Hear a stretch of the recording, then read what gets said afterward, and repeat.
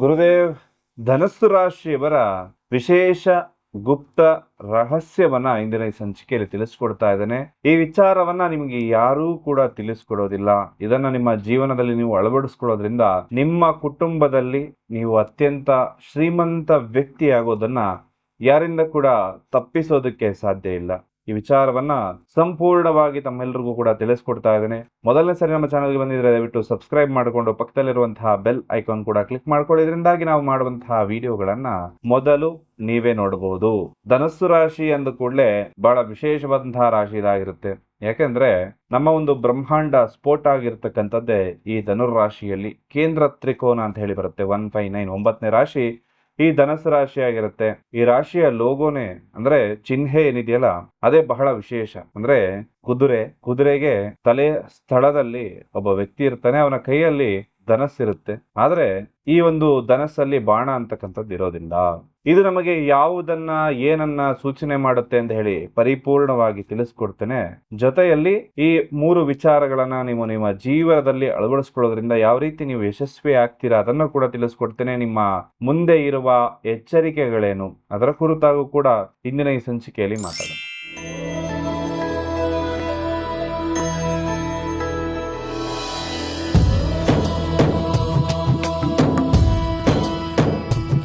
ಹಣಕಾಸು, ಮದುವೆ, ದಾಂಪತ್ಯ, ಪ್ರೀತಿ ಪ್ರೇಮ ಸಮಸ್ಯೆಗಳು, ಜೀವನದಲ್ಲಿ ನೆಮ್ಮದಿ ಇಲ್ಲದಿರುವುದು, ವ್ಯಾಪಾರ ಅಭಿವೃದ್ಧಿ, ಮನೆಯ ವಾಸ್ತು ಹಾಗೂ ಇನ್ನಿತರ ಸಮಸ್ಯೆಗಳಿಗೆ ಶಾಸ್ತ್ರೋಕ್ತ ಮತ್ತು ಶಾಶ್ವತ ಪರಿಹಾರವನ್ನ ತಿಳಿಸಿಕೊಡುತ್ತಾರೆ. ಗುರೂಜಿಯವರ ಅಪಾಯಿಂಟ್ಮೆಂಟ್ಗಾಗಿ ಕರೆ ಮಾಡಿ. ಮೊದಲನೇದು ಬಂದು ನೀವು ಜೀವನದಲ್ಲಿ ಹೇಗೆ ಸಕ್ಸಸ್ ಆಗ್ತೀರಿ, ಯಾವ ತರ ಸಕ್ಸಸ್ ಆಗ್ತೀರಿ ಅಂತಕ್ಕಂಥ ಮಾತಿನ ಒಂದು ವಿಶ್ಲೇಷಣೆಯನ್ನ ನೋಡ್ತಾ ಹೋಗೋದಾಯ್ತು ಅಂದ್ರೆ ಧನುಸ್ಸು ರಾಶಿ ಬಹಳ ವಿಶೇಷವಾದಂತಹ ರಾಶಿ ಅಂತ ಹೇಳಿದೆ. ಯಾಕೆ ವಿಶೇಷ ಅಂದ್ರೆ ಇವರು ಬೆಳಗ್ಗೆ ಎದ್ದ ಸಂದರ್ಭದಿಂದ ಸಾಯಂಕಾಲ ಮಲಗುವವರೆಗೂ ತುಂಬಾ ಬ್ಯುಸಿ ಇರ್ತಾರೆ. ಈ ಬ್ಯುಸಿಯನ್ನ ನೀವು ಯಾವ ರೀತಿ ಬಳಸ್ತೀರಿ ಅನ್ನೋದೇ ತುಂಬಾ ಇಂಪಾರ್ಟೆಂಟ್. ಅಂದ್ರೆ ಪಾಸಿಟಿವ್ ಆದ ರೀತಿಯಲ್ಲಿ ಇದನ್ನ ಬಳಸ್ಕೊಂಡಾಗ ನಿಮ್ಮ ಜೀವನದಲ್ಲಿ ಅಭಿವೃದ್ಧಿ ಆಗುತ್ತೆ, ನೆಗೆಟಿವ್ ಆದ ರೀತಿಯಲ್ಲಿ ಬಳಸ್ಕೊಂಡಾಗ ತೊಂದರೆಗಳಾಗುತ್ತೆ. ಅಂದ್ರೆ ಸಮಯ ಹೇಗೆ ಹೋಗುತ್ತೆ, ಹೇಗೆ ಕಳೆದೋಗುತ್ತೆ ಅನ್ನೋದೇ ಗೊತ್ತಾಗೋದಿಲ್ಲ. ಅದನ್ನ ಸಮರ್ಥವಾಗಿ ತಾವೆಲ್ಲರೂ ಕೂಡ ಎದುರಿಸ್ಕೋಬೇಕಾಗತ್ತೆ. ಅಂದ್ರೆ ಒಂದು ಪದವನ್ನ ನಾನು ಆಗಾಗ ಬಳಸ್ತಾ ಇರ್ತೀನಿ, ಅಂದ್ರೆ ಕಾಲಿಗೆ ಚಕ್ರವನ್ನ ಕಟ್ಕೊಳ್ಳೋದು ಅಂತ ಹೇಳಿ. ಈ ಧನುಸ್ಸು ರಾಶಿಯವರು ಕಾಲಿಗೆ ಚಕ್ರವನ್ನ ಕಟ್ಕೊಂಡು ಕೆಲಸವನ್ನ ಮಾಡ್ತಾ ಇರ್ತಾರೆ. ತಮ್ಮ ಕುಟುಂಬಕ್ಕೋಸ್ಕರ ಬಹಳಷ್ಟು ತ್ಯಾಗವನ್ನ ಮಾಡ್ತಾ ಇರ್ತಾರೆ. ಆದ್ರೆ ಇವರ ಕುಟುಂಬದವರೇ ಇದನ್ನ ಗುರುತಿಸೋದಕ್ಕೆ ಸ್ವಲ್ಪ ನಿಧಾನ ಮಾಡ್ಬಿಡ್ತಾರೆ. ಅದರಿಂದಾಗಿ ಇವರಿಗೆ ಸ್ವಲ್ಪ ಮಾನಸಿಕವಾಗಿ ಅಥವಾ ಮನಸ್ಸಿಗೆ ಬೇಜಾರಾಗುವಂತಹ ಸಂದರ್ಭಗಳು ಕೂಡ ಬಂದ್ಬಿಡುತ್ತೆ. ಜೊತೆಯಲ್ಲಿ ಇವರು ಅಭಿವೃದ್ಧಿ ಆಗೋದಕ್ಕೆ 100% ಸಾಧ್ಯ ಇದೆ. ಯಾವಾಗ ಅಂದ್ರೆ ಬರೀ ಬಿಲ್ ಇಟ್ಕೊಂಡ್ರೆ ಸಾಧ್ಯ ಇಲ್ಲ, ಒಂದು ಬಾಣವನ್ನು ಇಟ್ಕೊಂಡಾಗ. ಅಂದ್ರೆ ಹಿಂದೆ ಗುರು ಇರಬೇಕು, ಮುಂದೆ ಗುರಿ ಇರಬೇಕು. ಈ ಎಲ್ಲ ಪೀಠಿಗೆಗಳನ್ನ ಹಾಕಿದ್ದ ಕಾರಣವೇ ಇಷ್ಟು. ಸರಿಯಾದ ಒಂದು ಗೋಲನ್ನ ತಾವೆಲ್ಲರೂ ಇಟ್ಕೊಳ್ಬೇಕಾಗತ್ತೆ. ಯಾಕಂದ್ರೆ ಫೋಕಸ್ ಮಾಡೋದು ಬಹಳ ಕಷ್ಟ ಆಗುತ್ತೆ ಒಂದು ಗೋಲ್ ಕಡೆಗೆ ಅಂದಾಗ. ನೀವು ಸರಿಯಾದ ಗುರುಗಳನ್ನ ಇಟ್ಕೊಳ್ಬೇಕು. ಅವ್ರು ನಿಮ್ಮ ಕಿವಿಯಲ್ಲಿ ಆಗಾಗ ನೋಡು ನೀನ್ ಆ ಕಡೆ ಈ ಕಡೆ ಹೋಗ್ತಾ ಇದೆಯಾ. ಯಾಕಂದ್ರೆ ಒಂದು ಕುದುರೆಗೂ ಸಹ ಯಾವಾಗ ಒಂದು ಕಣ್ಣಿಗೆ ಪಟ್ಟಿಯನ್ನ ಕಟ್ತಾರೆ ಆಗ ಮಾತ್ರ ಅದು ಮುಂದೆ ನೋಡುತ್ತೆ. ಇಲ್ಲ ಅಂದಾಗ ಅದು ಆ ಕಡೆ ಈ ಕಡೆ ನೋಡಿ ಅದರ ಕಾನ್ಸಂಟ್ರೇಷನ್ ಹಾಳಾಗುತ್ತೆ. ಹಾಗಾಗಿ ನೀವು ಧನಸ್ಸು ರಾಶಿಯವರು ನಿಮ್ಮ ಗೋಲ್ ಕಡೆ ಮಾತ್ರ ಯಾವಾಗ್ಲೂ ಫೋಕಸ್ಡ್ ಆಗಿದ್ದಾಗ ನಿಮ್ಮ ಜೀವನ ಸಕ್ಸಸ್ ಆಗೋದಕ್ಕೆ ಸಾಧ್ಯ. ಇಲ್ಲ ಅಂದ್ರೆ ಆ ಕಡೆ ಈ ಕಡೆ ಮನಸ್ಸು ಹೇಳೋದು, 2 ದೋಣಿಯಲ್ಲಿ ಕಾಲಿಟ್ಟು ಸ್ವಲ್ಪ ಸಮಸ್ಯೆಗಳೇ ಆಗುವಂತಹ ಲಕ್ಷಣಗಳು ಬಹುತೇಕ ಬರುತ್ತೆ. ಇದನ್ನ ಹೇಗೆ ಮಾಡ್ಕೋಬೇಕು, ಗುರಿಯನ್ನ ಹೇಗೆ ಸೆಟ್ ಮಾಡ್ಕೋಬೇಕು, ನೀವು short term, mid term, long term ಈ ತರ ಎಲ್ಲ ನಿಮ್ಗೆ ಕಾರ್ಪೊರೇಟ್ ಅಲ್ಲಿ ಬಹಳ ಜನ ಏನೇನೋ ಹೇಳ್ಕೊಡ್ತಾರೆ. ಅದನ್ನೇ ನೀವು ನಿಮ್ಮ ಲೈಫ್ ಅಲ್ಲಿ ಅಪ್ಲೈ ಮಾಡ್ಕೊಂಡ್ರೆ ಆಯ್ತು. ಅಂದ್ರೆ ಮುಂದಿನ ತಿಂಗಳೊಳಗಡೆ ನಾನು ಏನ್ ಮಾಡ್ಬೇಕು, ಇನ್ನು 6 ತಿಂಗಳಲ್ಲಿ ಏನಾಗ್ಬೇಕು, ಇನ್ನು 5 ವರ್ಷ ಬಿಟ್ಟು ನಾನು ಏನಾಗ್ಬೇಕು, ಇದನ್ನ ನೀವು ಫಸ್ಟ್ ಬರೆದಿಟ್ಕೊಳ್ಳಿ. ಬರೆದಾದ ನಂತರ ಪ್ರಾಕ್ಟೀಸ್ ಮಾಡ್ಕೊಳ್ಳಿ. ಅತ್ಯಂತ ಶುಭದಾಯಕ ಫಲಗಳು ನಿಮಗೆ ಪ್ರಾಪ್ತಿ ಆಗುತ್ತೆ. ಹಾಗೆ ಈ ಧನಸ್ಸು ರಾಶಿಯ ಅಧಿಪತಿ ಆಗಿರ್ತಕ್ಕಂಥದ್ದು ಬೃಹಸ್ಪತಿ, ಅಂದ್ರೆ ಗುರುಗ್ರಹ. ಅಲ್ಲಿಗೆ ಗುರು ನಿಮ್ಮ ಜೊತೆ ಇದ್ದಾನೆ ಅಂತ ಆಯ್ತು. ಹಾಗಾಗಿ ಈ ಗುರುವನ್ನ ಈಗ ಪಾಸಿಟಿವ್ ಆಗಿ ಆಕ್ಟಿವೇಟ್ ಮಾಡ್ಕೊಳ್ಳೋದು ಹೇಗೆ ಅದನ್ನ ಕೂಡ ತಿಳಿಸ್ಕೊಡ್ತೇನೆ. ಮೊದಲನೇದಾಗಿ ನಿಮ್ಮ ಗೋಲನ್ನ ನೀವು ಸೆಟ್ ಮಾಡ್ಕೊಳ್ಳಿ. ಜೊತೆಯಲ್ಲಿ ಈ ಗುರುವನ್ನ ಆಕ್ಟಿವೇಟ್ ಮಾಡ್ಲಿಕ್ಕೆ ಆದಷ್ಟು ಗುರುವಾರದ ದಿನ ಈ ಪ್ರಾಕ್ಟೀಸ್ ಅನ್ನ ನೀವು ಮಾಡ್ಕೊಳ್ಬಹುದು. ಎಲ್ಲ ಪರಿಹಾರ ಭಾಗದಲ್ಲಿ ಪರಿಹಾರಗಳನ್ನ ತಿಳಿಸ್ಕೊಡ್ತೇನೆ. ನಿಮ್ಮ ಜೀವನದಲ್ಲಿ ನೀವು ಮಾಡಬೇಕಾಗಿರೋ ವಿಶೇಷ ಬದಲಾವಣೆಗಳೇನು ಅಂದ್ರೆ, ಒಂದು ಫೋಕಸ್ಡ್ ಆಗಿ ಕೆಲಸ ಮಾಡುವಂತದ್ದಾಗಿರ್ಬೋದು, ಜೊತೆಗೆ ಆರೋಗ್ಯದ ಕಡೆ ಗಮನ ಕೊಡುವಂತದ್ದಾಗಿರ್ಬೋದು, ಜೊತೆಗೆ ಕುಟುಂಬದ ಕಡೆ ಕೂಡ ಸಮಯವನ್ನ ಕೊಡಬೇಕಾಗತ್ತೆ. ಈ 3 ಬದಲಾವಣೆಗಳನ್ನ ನೀವು ನಿಮ್ಮ ಜೀವನದಲ್ಲಿ ಮಸ್ಟ್ ಅಂಡ್ ಶುಡ್ ಮಾಡಿ. ಆಗ ಮಾತ್ರ ನೀವು ಸಕ್ಸಸ್ ಆಗೋದಕ್ಕೆ ಸಾಧ್ಯ. ಎಲ್ಲೋ ಒಂದ್ ಕಡೆ ನಿಮ್ಮ ನೇರವಾಗಿ ಮಾತಾಡ್ತಾ ಇರ್ತೀರಿ, ತುಂಬಾ ನೇರವಾಗಿ ಮಾತಾಡಿ ನಿಮ್ಮ ಒಂದು ಸರ್ಕಲ್ ಯಾರು ಇರುತ್ತಲ್ಲ ಅವರ ಶತ್ರುತ್ವವನ್ನ ನೀವು ಕಟ್ಕೊಳ್ಳೋಂಗಾಗುತ್ತೆ. ಹಾಗಾಗಿ ಆದಷ್ಟು ಅದನ್ನ ಅವಾಯ್ಡ್ ಮಾಡಿ. ಅಂದ್ರೆ ನೀವು ಅವ್ರಿಗೆ ಏನಾದ್ರು ಹೇಳಬೇಕಾದ್ರೆ ಅದನ್ನ ಸ್ವಲ್ಪ ಶುಗರ್ ಕೋಟ್ ಮಾಡಿ ಹೇಳಿ ಅಂತ ಹೇಳತ್ತ ಮಾತನ್ನ ಖಂಡಿತವಾಗ್ಲೂ ಈ ಸಂದರ್ಭದಲ್ಲಿ ಹೇಳೋದಕ್ಕೆ ಇಷ್ಟಪಡ್ತೀನಿ. ಜೊತೆಯಲ್ಲಿ ಬಹಳ ವಿಶೇಷವಾಗಿ ಬರ್ತಕ್ಕಂಥದ್ದು ಏನು ಅಂದ್ರೆ, ಈ ಒಂದು ಕೆಲಸ ಕಾರ್ಯಗಳನ್ನ ಆಗುತ್ತೆ ಅಥವಾ ಮಾಡಬೇಕು ಅಂತ ಹೇಳಿ ನಿಮ್ಮ ತಲೆಯಲ್ಲಿ ಒಂದಷ್ಟು ಪ್ಲಾನ್ಗಳಿರುತ್ತೆ.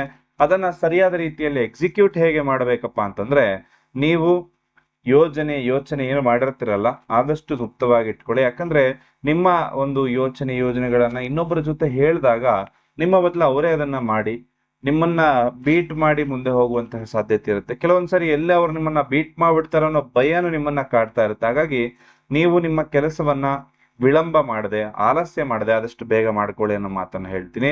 ಇದನ್ನ ಅಭಿವೃದ್ಧಿ ಆಗ್ಲಿಕ್ಕೆ, ನಿಮ್ಗೆ ಮುಂದೆ ಬರ್ಲಿಕ್ಕೆ, ಎಲ್ಲದಕ್ಕೂ ಕೂಡ ಈ ಒಂದು ಗೋಲ್ ಅನ್ನ ಇಟ್ಕೊಂಡಾಗ ಖಂಡಿತವಾಗ್ಲೂ ಕೂಡ ಸಾಧ್ಯ ಆಗುತ್ತೆ.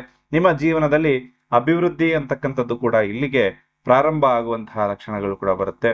ಇದೆಲ್ಲದರ ಜೊತೆಯಲ್ಲಿ ಬಹಳ ಮುಖ್ಯವಾಗಿರುವಂತಹ ವಿಚಾರ ಏನಪ್ಪಾ ಅಂತಂದ್ರೆ, ಗುರುವನ್ನ ಹೇಗೆ ಆಕ್ಟಿವೇಟ್ ಮಾಡಬೇಕು. ಮುಖ್ಯವಾಗಿ ನಿಮ್ಮ ಒಂದು ಕುಟುಂಬದಲ್ಲಿ ನೀವೇ ಒಬ್ಬ ಶ್ರೀಮಂತ ವ್ಯಕ್ತಿ ಆಗ್ಲಿಕ್ಕೆ ಅಥವಾ ಎಲ್ಲರಿಗಿಂತ ದೊಡ್ಡ ಶ್ರೀಮಂತನಾಗಬೇಕಾದ್ರೆ ವಿಶೇಷವಾಗಿ ಗುರುವನ್ನ ಆಕ್ಟಿವೇಟ್ ಮಾಡ್ಕೊಳ್ಬೇಕು.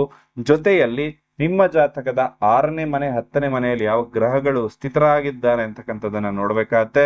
ಅದನ್ನ ಆಕ್ಟಿವೇಟ್ ಮಾಡೋದು ಬಹಳ ಮುಖ್ಯ. ನಿಮಗೆ ಸೂಟ್ ಆಗುವಂತಹ ಕೆಲಸ, ನಿಮಗೆ ಹೊಂದುವಂತಹ ಕೆಲಸ ಯಾವುದು ಅಂತ ಹೇಳಿ ನೋಡಿ ಅದನ್ನೇ ನೀವೆಲ್ಲರೂ ಕೂಡ ಮಾಡಬೇಕಾಗತ್ತೆ. ಆಗ ಮಾತ್ರ ಧನಸ್ಸು ರಾಶಿಯವರಿಗೆ ಸಕ್ಸಸ್ ಆಗೋದಕ್ಕೆ ಸಾಧ್ಯ ಆಗುತ್ತೆ. ಇಲ್ಲದಿತ್ತು ಅಂದ್ರೆ ಖಂಡಿತವಾಗ್ಲೂ ಹೊಡೆತ ತಿನ್ನುವಂತಹ ಸಂದರ್ಭಗಳು ಕೂಡ ಬರುತ್ತೆ. ಹಾಗಾಗಿ ಇದೆಲ್ಲವನ್ನು ಕೂಡ ತಾವೆಲ್ಲರೂ ಪಾಲಿಸ್ಕೊಳ್ಬೇಕಾಗತ್ತೆ. ಜೊತೆಯಲ್ಲಿ ನಿಮಗೆ ಶ್ರೇಷ್ಠವಾದಂತಹ ಬದುಕಲಿಕ್ಕೆ ಈ ಎಲ್ಲಾ ಒಂದು ವಿಚಾರಗಳು ಕೂಡ ಪೂರ್ಣವಾದಂತಹ ಬೆಂಬಲವನ್ನ ನಿಮಗೆ ತಂದುಕೊಡುತ್ತೆ. ನಿಮ್ಮ ಜೀವನದಲ್ಲಿ ಎಷ್ಟು ಪ್ರಯತ್ನ ಮಾಡಿದ್ರೂ ಕೂಡ ಫಲ ಸಿಗ್ತಾ ಇಲ್ಲ. ಹಣ ಬರುತ್ತೆ, ಆದ್ರೆ ಕೈಯಲ್ಲಿ ಉಳಿತಾ ಇಲ್ಲ. ಒಂದು ತಪ್ಪಿದ್ರೆ ಇನ್ನೊಂದು ಸಮಸ್ಯೆ ಆಗ್ತಾನೆ ಇರುತ್ತೆ. ಎಲ್ಲೋ ವಿಚಾರದಲ್ಲೂ ಕೂಡ ಅಡೆತಡೆಗಳೇ ಆಗ್ತಾ ಇದೆ. ಮನಸ್ಸಿಗೆ ಶಾಂತಿ ಇಲ್ಲ ಅನ್ನೋ ಭಾವನೆ ನಿಮ್ಮನ್ನ ಕಾಡ್ತಾ ಇದ್ರೆ, ನೀವು ಎಷ್ಟೇ ಶ್ರಮ ವಹಿಸಿ ಕೆಲಸ ಮಾಡಿದ್ರೂ ಕೂಡ ನಿಮಗೆ ಫಲ ಸಿಗ್ತಾ ಇಲ್ಲ ಅಂದ್ರೆ ಇದಕ್ಕೆ ಕಾರಣ ಏನು ಅಂದ್ರೆ, ನಿಮ್ಮ ಎನರ್ಜಿಯಲ್ಲಿ ಸಪೋರ್ಟ್ ಇಲ್ಲದೆ ಇರುವಂತದ್ದು. ವೇದ ಜ್ಯೋತಿಷ್ಯದ ಪ್ರಕಾರ ಪ್ರತಿ ರಾಶಿಗೂ ಕೂಡ ನಿರ್ದಿಷ್ಟ ಶಕ್ತಿಯ ರತ್ನಗಳನ್ನು ಹಾಕೋಬೇಕು. ಅವನ್ನ ಸರಿಯಾದ ವಿಧಾನದಲ್ಲಿ ಧರಿಸೋದ್ರಿಂದ ಜೀವನದ ದಿಕ್ಕೇ ಬದಲಾಗುತ್ತೆ. ಇದು ಸ್ಪಿರಿಚುವಲ್ ಕ್ರಿಸ್ಟಲ್ಗಳಾಗಿರುತ್ತೆ, ಸಾಮಾನ್ಯ ಆಭರಣಗಳಲ್ಲ. ನಿಮ್ಮ ರಾಶಿಗೆ ಅನುಗುಣವಾಗಿ ಆಯ್ಕೆ ಮಾಡಿದ ನ್ಯಾಚುರಲ್ ಕ್ರಿಸ್ಟಲ್ ಮಣಿಗಳಿದಾಗಿರುತ್ತೆ. ಇದು ಹಣಕಾಸಿನ ಅಡೆತಡೆಗಳನ್ನ ದೂರ ಮಾಡುತ್ತೆ. ಅಷ್ಟ ದಿಕ್ಕಿನಿಂದ ನಕಾರಾತ್ಮಕ ಶಕ್ತಿಗಳನ್ನ ತಡೆದು ನಿಮಗೆ ರಕ್ಷಣೆಯನ್ನ ಕೊಡುತ್ತೆ. ದೈವ ಬಲವನ್ನ ಹೆಚ್ಚಿಸುತ್ತೆ, ಗುರುಬಲವನ್ನ ಹೆಚ್ಚಿಸುತ್ತೆ. ಇದು ಮ್ಯಾಜಿಕ್ ಅಲ್ಲ, ಇದು ಎನರ್ಜಿ ಅಲೈನ್ಮೆಂಟ್. ಈ ಮಣಿಗಳನ್ನ ಮುಖ್ಯವಾಗಿ ನಿಮ್ಮ ಹೆಸರಿನಲ್ಲಿ, ನಿಮ್ಮ ಮನೆ ದೇವರ ಹೆಸರಿನಲ್ಲಿ ಪ್ರಾಣ ಪ್ರತಿಷ್ಠಾಪನೆಯನ್ನ ಮಾಡಿ ನಿಮಗೆ ಕಳಿಸ್ಕೊಡಲಾಗುತ್ತೆ. ಇದು ಯಾವುದೇ ರೀತಿಯ ಖರೀದಿ ಅಲ್ಲ, ಇದು ನಿಮ್ಮ ಜೀವನದ ಮೇಲೆ ನೀವೇ ಮಾಡ್ತಾ ಇರುವಂತಹ ಇನ್ವೆಸ್ಟ್ಮೆಂಟ್. ನಿಮ್ಮ ರಾಶಿಗೆ ಸೂಕ್ತವಾದ ಮಣಿಗಳ ಬಗ್ಗೆ ತಿಳಿದುಕೊಳ್ಳೋದಕ್ಕೆ ಈ ಕೂಡಲೇ ಸ್ಕ್ರೀನ್ ಮೇಲೆ ಕಾಣ್ತಾ ಇರೋ ನಂಬರ್ಗೆ ಒಂದು ವಾಟ್ಸ್ಆಪ್ ಮಾಡಿ. ಆರೋಗ್ಯದ ಬಗ್ಗೆ ಮಾತಾಡುವಂತಹ ಸಂದರ್ಭದಲ್ಲಿ ಈ ಧನುಸ್ಸು ರಾಶಿಯವರಿಗೆ ಕಾಲು ನೋವು, ಜಾಯಿಂಟ್ ಪೇನ್ಸ್ ಅಂತಕ್ಕಂಥದ್ದು ಹೆಚ್ಚಾಗಿ ಕಾಡ್ತಾ ಇರುತ್ತೆ. ಹೊಟ್ಟೆ ಆಗಾಗ ಕೆಡುವಂತಹ ಸಂದರ್ಭಗಳು ಕೂಡ ಬರ್ತಾ ಇರುತ್ತೆ. ಹಾಗಾಗಿ ನೀವು ತಿನ್ನುವಂತಹ ಆಹಾರದಲ್ಲಿ ಮಿತಿಯನ್ನ ಇಟ್ಟುಕೊಳ್ಳಿ. ಹೊರಗಡೆ ಆಹಾರವನ್ನ ಯಥೇಚ್ಛವಾಗಿ ಸ್ವೀಕರಿಸುವಂತಹ ಒಂದು ಗುಣವನ್ನ ಆದಷ್ಟು ಕಮ್ಮಿ ಮಾಡ್ಕೊಳ್ಳಿ. ಯಾಕಂದ್ರೆ ನಾಲಿಗೆ ಯಾವಾಗ್ಲೂ ಕೂಡ ಒಂದು ರುಚಿಯಾದ ಅಡುಗೆಯನ್ನ ಕೇಳ್ತಾ ಇರುತ್ತೆ.